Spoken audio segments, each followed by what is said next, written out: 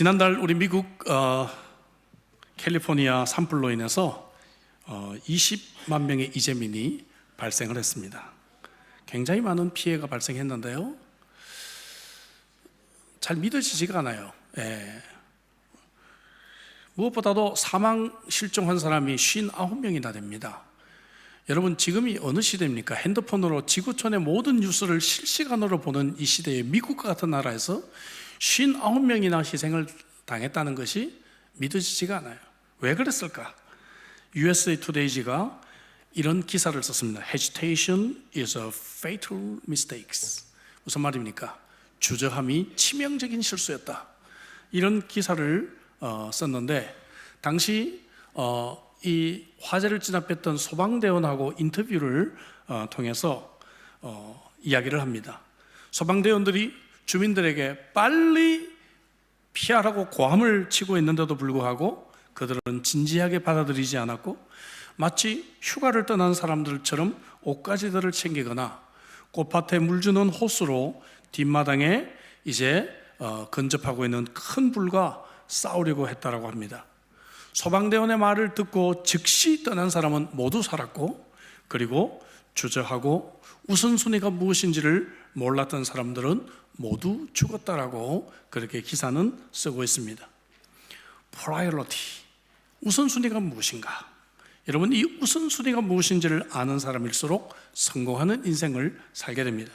예수님께서 마태복음 6장 33절에서 너희는 먼저 하나님의 나라와 하나님의 의를 구하라, 그리하면 이 땅의 모든 것을 너희에게 더하여서 주실 것이다, 그렇게 말씀하고 있습니다. 하나님의 일에 우선순위를 가진 사람은 성공하게 되어 있습니다. 저는 오랜 세월 목회를 해왔습니다. 그러면서 교인들의 삶을 보아왔습니다. 그런데 우선순위의 문제가 해결되지 않아서 정말 헛고생을 하며 살고 있는 성도들 볼 때마다 무척 안타까울 때가 있습니다. 열심히 살아보려고 발버둥을 치고 최선을 다하는데 늘 적자 인생입니다. Priority, 우선순위에 따라 살지 않기 때문이죠. 스티븐 코비가 지적했듯이 중요한 일로 바쁘기보다는 늘 급한 일 때문에 바쁘고 힘들게 살아갑니다. 청교도 유명한 설교자였던 필립 브룩스는 이런 말을 했습니다. 하늘의 것을 추구해 보십시오. 그러면 여러분들은 하늘의 것과 땅의 것 모두를 얻게 될 것입니다. 그러나 땅의 것을 추구해 보십시오. 그러면 여러분들은 땅의 것과 하늘의 것 모두를 잃게 될 것입니다. 여러분, 이 말은 진리인 것 같아요. 해마다 이때쯤 되면 2월 셋째 주죠. 한국을 방문했던 교우들도 대부분 돌아오고 휴가 시즌도 끝이 나게 되고 학생들은 개학해서 새로운 학년이 시작이 됩니다. 그래서 우리는 2월 셋째 주일에 공동체 예배를 드리면서 새해 첫 성찬식을 갖습니다. 그리고 또 이제 함께 예배를 드리면서 한 해의 인생을, 한 해의 본격적인 사역을 출발하는 때가 이때라고 생각을 합니다. 저는 그래서 오늘 저와 여러분들이 어떻게 이 금년 한 해 동안에 성공하는 인생을 살 수 있을 것인가, 또 우리가 속한 이 공동체가 어떻게 하면 축복된 공동체가 될 수 있는지에 대해서 말씀을 나누려고 합니다. 저는 정기적으로 이런 주제 설교를 하기를 좋아합니다. 아마 제가 마지막 설교를 할 수 있는 기회가 주어져도 저는 이 주제를 가지고 설교를 할 것입니다. 오늘 본문에 나오는 느헤미야는 이스라엘이 바벨론 제국에 패망한 지 100년 후에 태어난 이민 2세이지만 그는 바사 왕국에서 왕실 의전실장, 비서실장이 될 정도로 출세하고 성공한 인물이었습니다. 그런데 이러한 사람이, 여러분, 유다가 멸망하고 과거 70년 동안 아무도 이루지 못했던 예루살렘 성벽의 이 재건, 또한 민족의 신앙의 부흥운동을 단 52일 만에 그뜬하게 이루어내는 그러한 승리한 인생이었고, 이스라엘 공동체에 축복을 안겨주는 사람이 됩니다. 그가 성공한 비결은 무엇일까요? 하나님의 뜻에 우선순위를 두고 하나님의 선한 손을 의지하며 믿음으로 헌신했기 때문입니다. 저는 여러분들을 사랑하는 목사로서 여러분들이 인생에서 승리하기를 간절히 소망합니다. 여러분, 아멘이십니까? 그렇다고 한다면 저는 오늘 이 본문을 통해 세 가지 우선순위를 함께 나누고 싶습니다. 첫째는 영적 모임의 우선순위를 가져야 합니다. 옆에 있는 분들에게 격려하십시오. 영적 모임의 우선순위를 가지십시오. 영적 모임도 많은 것을 얘기할 수 있지만 크게 두 가지 예배와 소그룹을 우리는 들 수 있습니다. 느헤미야는 1장부터 6장까지는 무너진 성벽을 재건하는 내용이고, 오늘 보면 7장부터 이 무너진 신앙을 재건하는 운동입니다. 지금까지 성벽 재건 운동을 진두지휘했던 느헤미야는 이제부터 신앙의 재건 운동을 시작하는 것이죠. 근데 그가 제일 먼저 한 일이 무엇인가 하면은 하나님을 예배하기 위해 제사장들을 복직시킨 일이었습니다. 1절을 볼까요? 다시. 성이 건축됨에 문짝을 달고 문지기와 노래하는 자들과 레위 사람들을 세웠다라고 말하고 있습니다. 오늘 이 신약시대로 말하면 하나님을 예배하는 영적인 일에 우선순위를 두기 위해서 목회자들을, 교역자들을 바르게 세운 일부터 시작했다는 것입니다. 이처럼 느헤미야는 영적인 우선순위가 분명했던 사람이었습니다. 아니, 그는 성벽을 재건할 때도 우선순위가 있었습니다. 3장 1절 성벽을 재건하는 첫 구절을 보면, 그때 대제사장 엘리야십이 그의 형제 제사장들과 함께 일어나 양문을 건축하여 성별했다, 이렇게 말하고 있습니다. 여러분, 성벽을 재건할 때도 양문을 건축했는데 제사장들에게 일을 맡겼어요. 목수가 하지 않았습니다. 왜 그런가 하면 이 양문은 제사를 드릴 때 양들이 들어갔던 그런 문이에요. 쉽게 말씀드려서 건축을 할 때 물론 많은 전문가들이 도와주었지만, 여러분 이 옛날에 정말 오래된 이 공장을 어떻게 구조를 삼고 어떻게 시설을 마련할 것인가는 제가 다 구상을 하고 제가 그림을 다 그렸습니다. 설계사는 이것을 법적으로 이것을 이제 서티파이 한 일들을 한 것이죠. 왜냐하면 제가 교회를 아니까, 제가 사역을 아니까, 그죠? 그런 것처럼 여러분 이 대제사장과 제사장들이 이들이 양이 들어갈 이 문을 건축하는 것부터 성벽 건축이 이루어졌다는 것이죠. 다시 말하면 제사에 대한 마음을 먼저 가지고, 오늘날로 말하면 예배를 우선순위로 해서 그들이 성벽을 재건했다는 것을 보게 됩니다. 사랑하는 우리 형제자매 여러분, 여러분들에게 삶의 최고의 우선순위는 무엇입니까? 저는 여러분들의 가장 우선순위가 하나님을 예배하는 것이 되기를 주의 이름으로 축복합니다. 돈을 많이 벌고 사업이 성공하는 것이 아닙니다. 주말에 여행을 떠나고 생일잔치를 하는 것도 아닙니다. 한국에서 온 손님을 접대하는 것도 아닙니다. 장례식마저도 주일 예배 때문에 하루를 땡기거나 하루를 늦춰서 진행을 합니다. 심지어 교회 봉사나 활동도 예배보다 앞설 수는 없는 것이에요. 저희 교회가 개척 때는요, 성도들의 신앙이 어리니까 저희가 예배가 12시였고 12시 예배 끝나면 사람들이 배가 고프잖아요. 그래서 함께 점심을 먹는데 점심 당번이 된 집사님들이 예배를 안 드리고 부엌에서 점심 준비를 하는 경우들이 가끔 있었습니다. 그러면 저는 그때 금식의 카드를 꺼내서 점심을 먹지 않는 카드로 강하게 맞섰습니다. 그러더니 그런 문화가 싹 없어졌습니다. 그래서 우리 교회는 식사 당번하면 일부 예배 와요. 일부 예배 와서 예배를 드리고 가서 식사 봉사하고 준비를 합니다. 무엇이든지 예배보다 앞설 수는 없어요. 교사가 있는데도 불구하고 유치부나 주일학교 예배에 부모들이 습관적으로 시간을 보내면서 예배를 드렸다 하는 분들이 계십니다. 잠옷실도 우리 부모님들이 참 이렇게 사용해 주셔서 감사함을 드려요. 그러나 우리 부모 중에 한 분만 당번을 하고 한 사람은 예배당에 와서 온전히 예배를 드리면서 서로 교대해 주는 것이 좋을 것 같습니다. 종교라고 하는 말은 religion, 이 말은 라틴어 religio라고 하는 말에서 왔습니다. 이 말은 묶이다가 말이에요. 타이다, 묶였다가 말이에요. 묶였다. 내가 종교라고 하는 것은 뭔가 하면 어디에 묶이는가 하는 것이죠. 여러분들이 핸드폰에 묶여 있는 사람도 있어요. 어떤 사람은 게임에 묶여 있는 사람도 있습니다. 어떤 사람은 골프에 묶여 있는 사람도 있습니다. 어떤 사람은 돈에 묶여 있는 사람도 있어요. 그러나 우리가 예배를 통해서 하나님과 묶이는 것이, 이것이 진정한 신앙인 줄로 믿습니다. 제가 좋아하는 유머 중에 이런 것이 있죠. 걷는 놈 위에 뭐가 있다고요? 뛰는 놈이 있고, 뛰는 놈 위에 나는 놈이 있어요. 나는 놈 위에, 이거 잊어버리셨네. 나는 놈 위에 붙어 다니는 놈이 있습니다. 여러분 잘 붙어야 됩니다. 요즘 세상에서는 전라도에 있는 바퀴벌레가 잘만 붙으면 KTX 타고 서울까지 옵니다. 경상도에 있는 파리가 잘만 붙으면 비행기 타고 호주까지 옵니다. 여러분, 우리가 누구에게 붙느냐에 따라서 우리 인생이 달라져요. 여러분 이민 처음 오실 때 공항에 누가 나왔느냐에 따라서 내 인생이 달라졌잖아요. 그죠? 예, 어느 동네 살고 어느 교회 가고 예, 어느 직업 가지고 청소하는 사람이 피고 왔으면 나도 청소하게 되고, 그죠? 그렇게 됐잖아요, 여러분. 예, 누구에게 붙느냐가 우리 인생을 결정하는데, 여러분, 우리가 예배를 통해서 하나님께 붙으시기를 바랍니다.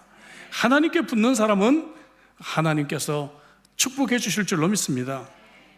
그러면 우리가 병원에 입원을 했거나 심각한 전염병이 아니고서는 아파서 교회를 못 온다? 글쎄요, 한번 생각해 봐야 됩니다. 그죠? 왜냐하면 예배 드리다가 죽는다. 와, 저는 최고의 영광이 아닌가 싶어요, 그리스도인으로서. 예, 한국 갔다가 오실 때 제발 토요일 아침까지 오셔서 토요일 몸 관리를 좀 잘 하시고 주일날 최고의 건강한 몸으로 예배장에 나오시길 바랍니다. 토요일 밤 여러분의 밤 늦게까지, 주일 새벽까지 놀고 넷플릭스 보다가 피곤하고 지친 몸으로 주일날 예배 억지로 오니까 어때요? 아까 성경 읽는데 저는 우리 성도들 다 죽은 줄 알았어요. 목소리가 다 들어가 있잖아요.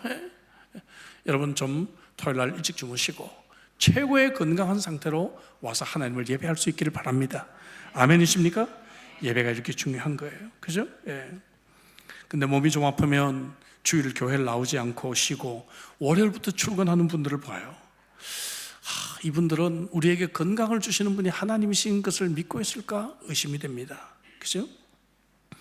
일 때문에 주일 예배를 자주 빠지는 분들을 보면 안타깝게 생각합니다. 하지만 그 가운데서 우리는 노력해야 합니다. 일부 예배를 드린다라든지 수요 예배와 토요 새벽 기도를 빠지지 않는다라든지, 그래도 안 되면 직장이나 사업을 좀 바꿔야 되지 않는가 고민해 볼 필요가 있습니다. 왜냐하면 우리 그리스도인들에게 예배는 시간이 되면 드리고 시간이 안 되면 안 드리고 그런 것이 아니기 때문에 그렇다는 것이죠. 예전에 어떤 사람이 스폴전 목사님에게 질문을 합니다. 목사님, 주일날 아침에 소가 구덩이에 빠졌는데 이 소를 건져야 됩니까? 아니면 교회를 가야 됩니까? 그때 스폴전 목사님이 쉽게 대답하면, 그야 당연히 소를 건져야죠. 그런데 주일날만 되면 구덩이에 빠지는 소라면 빨리 팔아치우십시오. 그 질문자의 의도를 정확하게 알고 있었다는 것이죠. 여러분, 주일 예배만 우리가 드리고 끝나나요? 여러분, 수요 예배, 토요 새벽 기도 필수가 돼야 되지 않을까요? 주님을 정말 사랑한다면 어떻게 우리가 일주일을 참을 수 있을까요? 여러분, 연애해 보셨습니까? 연애를 해보신 분은 이 교회도 일주일에 한 번을 올 수는 없어요. 왜냐하면 누군가를 사랑하게 되면 어떻게 일주일에 한 번만 만나요? 매일 만나지, 그죠? 제가 고백했잖아요. 저는 연애할 때 제 아내랑 매일 만났다고 했어요, 그죠? 매일 만나지. 또 만나고 싶고 또 교회를 가고 싶은 마음이 우리에게 있는 것이죠. 이런 마음이 없으면 어때요? 내가 주님을 사랑하지 않는 거예요. 교회는 그냥 나에게 습관이 되고 문화가 됐을 뿐이지, 내가 정말 주님을 사랑하고 내가 정말 신앙인인가를 생각해 볼 필요가 있습니다. 자녀들에게 예배가 가장 우선순위라는 것을 삶으로 보여줄 수 있어야 합니다. 예배와 더불어 소그룹에도 여러분 우선순위를 가져야 합니다. 예배를 통해서 우리의 겉옷이 벗겨지고 초월하신 하나님을 경험하는 시간이라고 한다면, 소그룹을 통해서 우리는 속옷이 벗겨지고 내재하신 하나님을 체험하게 됩니다. 우리의 여러 다락방과 사랑방의 소그룹들을 통해서 우리는 기쁠 때 함께 기쁘고 슬플 때 함께 슬퍼하면서 한 가족이 됐다는 공동체성이 우리들에게 회복될 때 우리 교회는 더 큰 부흥을 경험하게 될 것입니다. 두 번째 우선순위, 그것은 바로 개인의 경건생활입니다. 경건생활에 여러분 참으로 우선순위를 두시기를 바랍니다. 옆에 있는 분에게 격려해 주십시오. 경건생활에 우선순위를 두십시오. 경건생활이 뭔가? 쉽게 말해서 가장 대표적인 것, 말씀과 기도에 프라이어리티를 두라, 그 말이겠죠. 여러분, 예루살렘 성벽을 완벽히 복구한 느헤미야가 지도자를 세워요. 이제 자기는 바사 왕국에 돌아가야 되잖아요. 휴가로 지금 와서 이 일을 했단 말이에요. 그래서 누군가에게 이 일을 이제 맡기고 가야 됩니다. 2절 읽어볼까요? 내 아우 하나니와 영문에 관한 하나냐로 함께 예루살렘을 다스리게 하였는데, 하나냐는 위인이 충성되어 하나님을 경외함이 무리에서 뛰어난지라, 이렇게 말하고 있습니다. He was a faithful man and feared God more than most men do. 그죠? 이 선택한 사람의 외모에 대한 얘기가 없어요.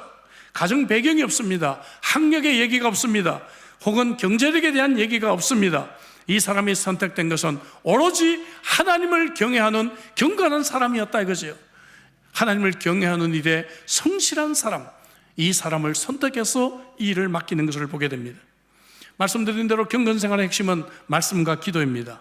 세상에 태어난 인간이 하루에 3번 식사를 해야 되듯이 정말 내가 예수님을 믿는 사람이라고 한다면 하루에 적어도 3장은 성경을 읽어야 된다 그 말이죠.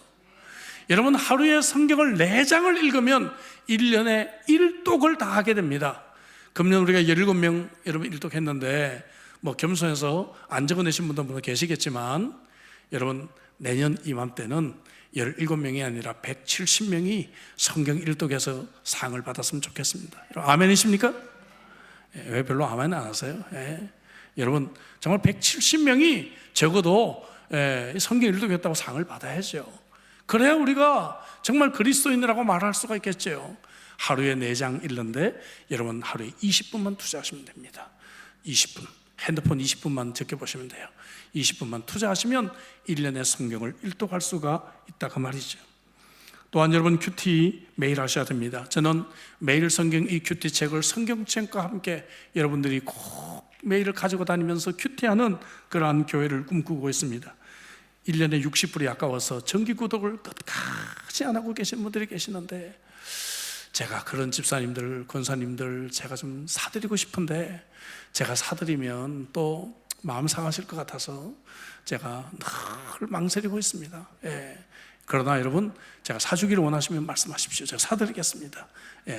60불이 아까워서 1년에 매일 성경을 투자하지 못하시는 분들이 계시는 것 같아요. 우리는 배워야 됩니다. 엘리베이터를 탔는데 함께 탄 호주 사람이 자꾸만 방귀를 낍니다. 여러분, 엘리베이터 그 좁은 공간 냄새가 나잖아요. 그죠? 냄새가. 근데 영어로 뭐라고 해야 되는데 영어를 호주 와서 잘 배우질 않았어요. 뭐라고 말해야 되나 하다가 뭐라고 했는지 아세요? 돈가스. 언제까지 우리가 이렇게 살아야 됩니까, 여러분? 좀 배워야죠. 그죠? 신앙생활도 이렇게 하는 분들이 참 많아요. 신앙생활로 여러분 훈련을 받으시길 바랍니다. 우리 교회는 여러분들을 단계별로 훈련시킬 수 있도록 모든 시스템이 갖춰져 있습니다. 우리 교회의 가장 큰 장점이 양육 시스템이에요. 세르브레 교회처럼 야구장으로 이렇게 표현을 해놨죠. 저도 제 1회 스포츠가 야구 아닙니까? 그래서 야구장으로 표시를 했는데, 일루 베이스로 가는 거는 멤버십을 갖도록 하는 겁니다. 그래서 복음 제시를 하고 또 새가족반을 하고 이러면서 여러분들이 멤버십을 가질 수 있도록 우리가 돕고 있는 프로그램이죠. 자, 2루까지 가면 점수가 날 가능성이 커져, 야구에서. 그래서 어떻게 하면 멤버십에 머물러 있는 사람들을 우리는 제자 훈련을 시켜서 제자화시킬 것인가, 여기에 관심이 있습니다. 그래서 양육훈련이라든지 제자훈련, 오늘 여러분 수요하는 거 보셨죠? 이런 프로그램들을 통해서 여러분들이 2루까지 갈 수 있도록 우리가 돕고 있습니다. 3루는 사역합니다. 3루까지만 가면 점수가 잘 나요. 그래서 사역훈련이나 이런 전도폭발이나 이런 여러 가지 훈련을 통해서 여러분들이 3루까지 갈 수 있도록 저희들이 돕고 있습니다. 그 다음에는 이제 순장반이나 리더십 대학이나 이런 걸 통해서 여러분들이 열매를 맺을 수 있도록 여러 프로그램들을 저희들이 가지고 있습니다. 사랑하는 성도 여러분, 오늘 주저하지 마시고, 여러분, hesitation is a fatal mistake. 기억하시죠? 주저하지 마시고 오늘 여러분들이 신청하시고 금년 한 해 말씀으로 함께 훈련받을 수 있기를 주의 이름으로 축복합니다. 어떤 분들은 그런 생각해요. 내가 신앙생활 몇 년 했는데 또 훈련을 받아야 돼? 그런 생각합니다. 근데 여러분, 최소의 법칙이라는 것이 있어요. 이것이 뭔가 하면요, 바스켓이 있는데 이 바스켓이 다 온전한데 한 군데가 지금 이렇게 잘라져 있어요. 알겠죠? 그러면은 이 한 군데가 잘라진 이곳에 물이 어느 만큼 이 바스켓에 찰 수 있을까요? 잘라진 만큼밖에 물이 차지를 못해요. 우리가 신앙생활이 여러 가지 면에서 여러분들이 훌륭하게 신앙생활을 하고 있다 할지라도 어느 한 부분에서 여러분들이 더 잘해야 되고 더 배워야 되고 더 훈련되거나 치료돼야 될 부분들이 있단 말이죠. 이 부분 때문에 내 믿음이 전체가 하향 평준화돼서 잘하지 못하고 있는 모습들을 참 많이 보게 됩니다. 여러분들이 이런 훈련 속으로 해서 함께 하면서 내가 어떤 부분이 치료되고 어떤 부분이 더 배워야 되고 어떤 부분이 더 이키핑돼야 될지를 여러분들이 배우게 될 것입니다. 그래서 여러분들이 이렇게 온전한 제자로 자라날 때 그때 우리는 훨씬 더 훌륭한 성숙한 신앙인이 될 수가 있을 것입니다. 한국이 낳은 세계적인 피겨스케이터 김연아 선수 인터뷰를 제가 읽어본 적이 있어요. 그는 이런 말을 합니다. 선수생활 17년, 18년 중에서 힘겨웠던 기억이 8, 90%였고 행복했던 기억은 불과 몇 프로밖에 되지 않습니다. 하지만 그 행복한 순간 때문에 포기를 하지 못했습니다. 실제적으로 김연아 선수는 중학교 2학년 때 부상을 당했어요. 그래서 점프할 때마다 큰 고통이 있었다고 고백을 합니다. 남들은 내가 점프할 때마다 환호를 하지만 남들이 알지 못하는 큰 고통이 나에게는 있었다고 말합니다. 여러분, 영적인 일에 우선순위를 두는 인생은 어쩌면 이렇게 힘들 때가 더 많이 있을 수도 있습니다. 그러나 잠깐씩 남들이 알지 못하는 그러한 큰 행복이 찾아올 때가 있어요. 그러한 행복 때문에 어려움을 또 극복하고 우리는 이 일을 하게 되는 것입니다. 이 땅에서는 행복한 순간이 좀 적다 할지라도 하늘나라에서 영원한 행복이 우리를 기다리고 있을 줄로 믿습니다. 그래서 낙심을 이기고 고통을 이기고 오늘도 훈련받고 오늘도 사역하게 되는 것입니다. 한편 기도 생활도 좀 새롭게 우리가 시작하면 좋겠습니다. 인류 역사상 가장 성공적인 인생을 살았다라고 일컫는 다윗 왕, 그는 늘 하나님과 1대1로 만나는 기도의 시간이 있었습니다. 사무엘하 7장 18절을 볼까요? 다윗 왕이 여호와 앞에 들어가 앉아서 이르되 주 여호와여, 나는 누구이며 내 집은 무엇이기에 나를 여기까지 이르게 하셨나이까? 여러분, 그는 세상의 최고의 대왕이 되었지만 나에게 축복을 허락하신 이가 바로 하나님이라는 사실을 잊지 않았어요. 왜 그랬는가? 1대1로 하나님과 만나는 시간이 그에게 있었기 때문에 그렇습니다. 여러분들 하루에 3번씩 기도하십니까? 식사할 때 말고요. 여러분들은 정말 기도의 시간으로 하나님과 만나고 계십니까?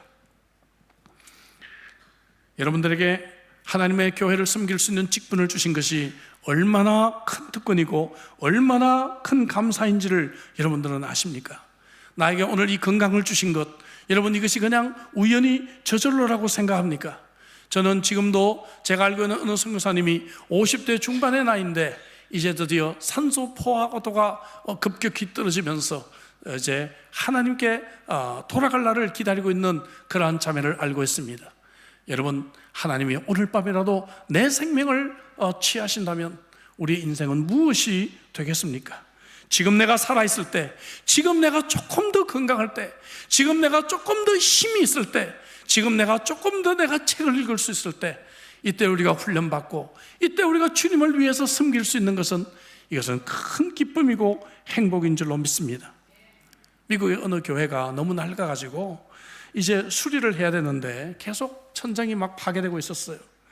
장로님과 집사님들이 대책회의를 하다가 우리 이럴 것이 아니라 기도하자, 하나님께서 교회 천장을 수리할 수 있는 돈을 주시기를 위해 기도하자, 그렇게 기도회로 모였습니다. 근데 사실은 그 중에 집사님 한 분이 너무 부자여가지고요, 이분이 그냥 이분 수준의 푼돈만 내도 이거 다 고치고도 남아요. 그래서 사람들이 그분을 이렇게 보고 있는데 그분이 헌금을 내시는 대신에 기도를 하시겠다고 결정을 하셨습니다. 그래서 이분이 일어나서 기도를 막 하려고 하는데 천장에서 기와 조각 하나가 떨어지더니 이분의 대머리를 한 대 탁 치고 말았어요. 그런데 이분이 하나님 교회 수리비를 허락해 주십시오 이렇게 기도를 하려고 하다가 기도가 갑자기 바뀌었습니다. 하나님 교회 수리비로 500불을 제가 내겠습니다. 기도가 갑자기 바뀌었어요. 그러니까 옆에 있는 집사님이 일어나서 기도를 합니다. 하나님, 기와짝 하나만 더 저 집사님에게 내리치시면 교회 수리비가 다 해결될 것 같습니다 라고 기도를 하게 되었습니다. 아무튼 기도를 해야 역사는 일어나게 되겠죠. 여러분들은 하나님과 1대1로 만나는 이 기도의 시간이 여러분들에게 언제 있으신가요? 여러분, 금년에는 기도의 시간이 많아지기를 바랍니다. 금년 교회 공식 기도책자 내비게이션 기도책자를 여러분들에게 드리면서 제가 뭐라고 얘기했습니까? 여러분 두꺼운 종이로 여러분 만들었습니다. 여러분들이 1년 동안 딸지 않도록, 1년 동안 이 책을 가지고 기도할 수 있도록, 그래도 안 딸도록 두꺼운 종이로 만들었습니다 라고 제가 여러분들에게 말씀을 드렸어요. 그 책을 가지고 기도하고 계십니까? 없으신 분들은 우리 안내석에서 찾아보십시오. 여러분 교회 공동체 기도 제목 가지고 교회를 위해, 지도자들을 위해, 성도들을 위해, 사역을 위해, 사회와 국가를 위해, 선교사들을 위해 우리는 늘 기도로 승리할 수 있기를 주의 이름으로 축복합니다. 두 가지 말씀드렸죠. 우리 인생이 승리하고 우리의 공동체가 축복된 공동체가 되기 위해서 영적인 일에 우선순위를 갖자. 예배와 소그룹에 우리 인생의 승부를 걸자. 또 두 번째는 각자가 경건 생활에 우선순위를 두어서 말씀과 기도 생활에 금년에는 좀 성공하자, 그런 말씀을 드렸습니다. 세 번째는 사역에 우선순위를 두십시오. 옆에 분에게 인사하겠습니다. 사역에 우선순위를 두십시오. 여러분 이 사역 하나님이 기회 주실 때 열심히 하시기 바랍니다. 제가 어떤 자매를 아는데요, 이 자매가 성대결절이 왔어요. 그래서 이 자매가 그런 고백을 하더라고요. 간증을 하는 걸 들어봤는데 자기가 성가대 할 때 1년에 한 서너 번 빠지는 거 우습게 생각했대요. 예? 내 평생 뭐 성가대 할 건데. 그런데 성대결절이 오니까 하고 싶어도 못하는 거예요. 하고 싶어도 못하는 거예요. 하나님이 우리에게 기회 주셨을 때 잘 섬기시길 바랍니다. 여러분 우리 성가대는 그래도 결석이 없어요. 예? 우리 성가대는 참 열심히 섬기고 있습니다. 사역은 영혼을 재생산하고 헌신을 통해 여러분 이 공동체가 세워집니다. 본문 느헤미야 7장은 이 내용은 사람의 이름이 참 많이 나와요. 1차로 예루살렘에 돌아온 5만여 명 중에 일부를 명단을 기록하고 있는 것이죠. 뿐만 아니라 예루살렘 성벽을 건축한 3장도 보면 사람의 이름을 70여 명 정도 기록을 하고 있습니다. 왜 이렇게 사람의 이름이 많이 나올까? 우리는 성경 읽다가 사람 이름 이걸 계속 읽어야 되나 싶잖아요, 그죠? 그런데 여러분 느헤미야의 마음을 생각해 보세요. 그의 마음은 조국보다도 성벽보다도 어쩌면 그의 사랑하는 백성들이었지 않았을까 생각합니다. 그 백성들을 마음에 품고 한 명 한 명의 이름을 기록해 나갔던 느헤미야의 그 마음을 우리가 생각해 보자 하는 것이죠. 맞습니다, 여러분. 우리는 영혼을 사랑할 줄 알아야 됩니다. 성벽을 잘 지어놨는데 백성들이 없다면 무슨 소용이 있겠어요? 예배당을 우리가 이렇게 아름답게 지었는데 사람들이 없다면, 성도들이 다 도망갔다면 무슨 소용이 있겠습니까? 여러분 하나님의 백성, 성도들, 이 귀중한 영혼들의 재생산을 우리는 계속해야 될 줄로 믿습니다. 사람을 재생산한다는 것은 크게 두 가지예요. 하나는 뭔가 하면은 전도를 통해 예수님을 안 믿는 사람들을 주님의 백성으로 삼는다는 것이죠. 또 하나는 뭔가 하면은 아직 초신자 수준에 머물러 있는 그러한 성도들을 멘토링, 제자훈련, 사역훈련, 양육훈련 혹은 코칭, 어떤 방법을 통해서라도 나와 같은 제자로 만들어가는 것, 이것이 재생산인 줄로 믿습니다. 우리의 사역에는 이런 재생산이 있어야 돼요. 작년에 제가 세계 선교대회였던 로잔 대회에 참여를 했는데요, 거기서 아프리카에서 의료 선교하는 선교사님이 제게 이런 질문을 하더라고요. 제가 벌써 안 지는 한 20년이 넘었습니다. 초창기에 제가 몇 가지 좀 이렇게 코칭을 해드린 적이 있어요. 목사님께 정말 여쭤보고 싶은 것이 있어요. 저는 나름대로 열심히 일을 하고 있는데 많은 사람들이 저보고 너는 거기서 사회 봉사하는 것이지 선교하는 게 아니야 라고 많은 분들이 저를 공격하는데, 정말 제가 그런 걸까요? 아니면 제가 뭐라고 답을 해야 될까요? 저한테 질문을 하시더라고요. 그래서 선교사님에게 이 말씀을 해드렸습니다. 선교사님의 사역을 통해서 선교사님과 같은 그리스도인이 한 명, 두 명 생겨나게 되면 선교사님은 지금 일을 바르게 하고 있는 것입니다. 선교사님이 병원에서 의사로 일을 하든, 의과대학 학생들에게 강의를 하든, 혹은 성경을 가르치든 무슨 일을 하느냐가 중요한 것이 아니라 나의 이 사역을 통해서 나와 같은 예수님을 사랑하는 제자가 생겨나게 된다면 선교사님은 지금 사역을 바르게 하고 계시는 것입니다. 제가 그렇게 말씀을 드렸더니 충분히 답이 됐다고 굉장히 행복해 하셨습니다. 사랑하는 성도 여러분, 내가 어떤 일을 교회에서 하든지 간에 내 사역을 통해서 나와 같은 그리스도인의 제자가 만들어지고 있는가 하는 것이죠. 그것이 중요한 것입니다. 우리의 사역을 돌아보십시오. 예수님은 12명의 제자를 남기셨어요. 책 한 권 남기지 않으셨고 병원 건물 하나 짓지 않으셨습니다. 그러나 예수님은 12명의 제자를 이 땅에 남기셨습니다. 여러분들이 작년 1년 동안에 나를 통해서 예수님을 조금 더 닮아간 그러한 제자가 몇 명 탄생했을까요? 나에게 영향을 받고 나의 지도를 받고 나의 코칭을 받아서 보다 더 예수님의 제자로 가까워진 사람들이 몇 명이 여러분들에게 탄생했을까요? 금년 한 해 동안에 여러분들에게 이런 사람이 많아지기를 주의 이름으로 축복합니다. 2017년에 개봉된 영화가 있죠. 1000만 명 이상의 관객이 동원됐던 택시 운전사.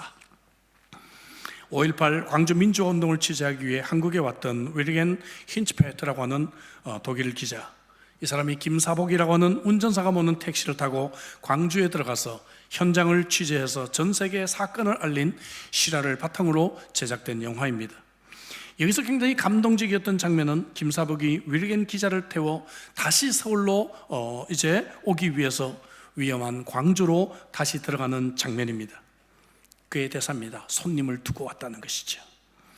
이 짧은 이 대사는 택시 운전사로서 마지막까지 사명과 책임을 감당하는 그러한 자세였습니다. 그리고 그는 말합니다. 나는 택시 드라이버, 너는 손님. 송강호의 이 대사가 무척이나 인상이 깊었습니다.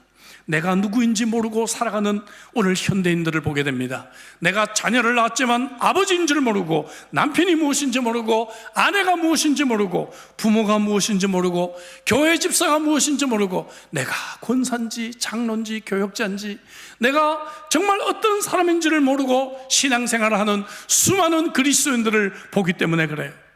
여러분들은 누구입니까? 여러분들은 도대체 누구로 지금 살아가고 있고 누구로 이 자리에 앉아 있습니까? 여러분들은 지금 하나님을 예배하는 예배자이며 하나님이 여러분들에게 사명을 주신 이 귀한 직분들을 감당하기 위해 어떠한 대가와 어떠한 위험을 무릅쓰고라도 여러분들은 그 사명을 감당할 준비가 되어져 있는 사람입니까? 본문 3절 4절을 보면 이런 말씀이 있어요. 해가 높이 뜨기 전에 예루살렘 성문을 열지 말고 해가 지기 전에 빨리 문을 닫아라. 잘 지켜라. 왜냐? 4절에 보니까 그 성은 광대하고 거민은 희소하여 가옥을 오히려 건축하지 못하였다. 고향에 돌아왔는데 빈손이에요. 아직까지. 그동안에 이 성벽을 재건하고 그동안에 신앙의 부흥운동에만 몰두하다 보니까 자기 있을 집이 없다는 거예요. 자기 있을 집이 없습니다. 하나님의 일을 우선순위로 삼았던 사람들이죠. 개인의 주택 수리보다 하나님의 일을 우선으로 했던 사람들이에요. 70절부터 72절에 읽어보면 어떤 족장들은 역사를 위하여 보조하였고 방백은 금 1000다리과 대접 50과 제사장의 의복 530벌을 보물곡간에 드렸고 또 누가 무엇을 드렸고 헌신했다는 얘기를 합니다. 그리고 최대한 많이 드렸다 3번이나 반복하고 있습니다. 오늘 우리의 헌신이 최선입니까? 이들의 헌신을 오늘 현재 환율로 좀 계산해보면 500만 달러 정도 되는 큰 돈을 하나님께 드렸어요. 포로 생활 중에 돌아온 이 노예들이 그곳에서 얼마나 할 일이 많고 도시도 건설해야 되고 자녀도 학교에 보내야 되고 얼마나 많은 할 일들이 있어요. 그럼에도 불구하고 그들은 이렇게 희생하며 하나님의 일에 우선순위를 세웠다고 하는 것입니다. 희생의 대가를 지불하는 제자들을 통해서 오늘날 이 사역은 이루어지게 되는 것입니다. 그들은 왜 이렇게 희생했을까요? 감격이 있었기 때문에 그래요. 포로 생활 동안 예루살렘 성전이 없이 그들은 그곳에서 정말 답답하게 신앙생활 했잖아요. 근데 이제 자기들이 고향 땅에 돌아와서 예루살렘에서 성전에서 하나님을 예배할 수 있다는 이 사실 하나 때문에 그들은 너무너무 감격했고 너무너무 기뻤어요. 그래서 그는 이렇게 헌신하는 것입니다. 우리가 과거에 실로암 교회 시절에 ACU 대학을 전전하고요. 예? 교회 무슨 행사 있으면 이곳 부킹하고 저곳 부킹하고, 예? 성탄 음악제 하려면 또 커뮤니티 홀들 또 막 몇천 불씩 주고 하루 쓰려고 또 부킹하고 모든 음향기기들을 막 갖고 나르고요. 이렇게 하면서 우리가 그동안에 사역을 했어요. 근데 우리에게 이처럼 아름다운 교회를 주시고 우리가 마음껏 예배할 수 있는 언제든지 모을 수 있는 이런 곳들을 주신 것이 얼마나 큰 기쁨과 얼마나 큰 감사입니까? 우리는 입당하고 1년 만에 다 까먹었죠? 그죠? 당연한 것으로 생각이 든단 말이죠. 어느 유명한 복음 전도자가 20년 동안 주의 깊게 조사를 해보니까 그리스도인들의 단지 5%만 헌신한다라고 보고를 하고 있습니다. 그러면서 이 보고자는 이런 토를 달았습니다. 만약 어떤 회사가 회사원의 5%만 헌신해서 일을 한다면 그 회사는 금방 망할 것이다. 금방 망할 것이다. 하나님의 교회가 이만큼 되는 것은 기적입니다. 그러나 교회가 왜 보다 더 능력이 없고 왜 사역이 보다 더 힘있게 일어나지를 못하는가? 그것은 주님을 위해 더 헌신하는 주님의 진정한 제자들이 없기 때문일 것입니다. 느헤미야 7장의 결론은 73절입니다. 이와 같이 제사장들과 레위 사람들과 문지기들과 노래하는 자들과 백성 몇 명과 느디님 사람들과 온 이스라엘이 다 그 본성에 거주하였다라고 우리는 읽게 됩니다. 여러분, 그렇습니다. 이제 이스라엘이 축복된 고향 땅에 그들이 축복된 공동체로 살아가게 되었다는 스토리로 막을 내리고 있습니다. 오늘도 우리가 영적인 일에 우선순위를 두고 경건생활에 우선순위를 두고 사역에 우선순위를 두며 살아갈 때 금년 한 해 동안 하나님은 저와 여러분들의 삶에 분명히 축복해 주실 것입니다. 저는 오늘 설교를 캘리포니아 산불 이야기로 시작을 했습니다. 근데 이 산불로 많은 유명인들의 주택이 불타는 그러한 아픔이 있었습니다. 유명한 영화배우이자 감독인 멜 깁슨도 그 중에 한 사람입니다. 멜 깁슨은 시장을 향해서는 큰 목소리를 냈지만 그는 신앙적인 고백도 함께 했습니다. 그는 내가 지금 많은 것을 잃어버렸지만 그럼에도 불구하고 이때 하나님의 그러한 은혜를 깨닫게 되었다라고 그는 고백을 합니다.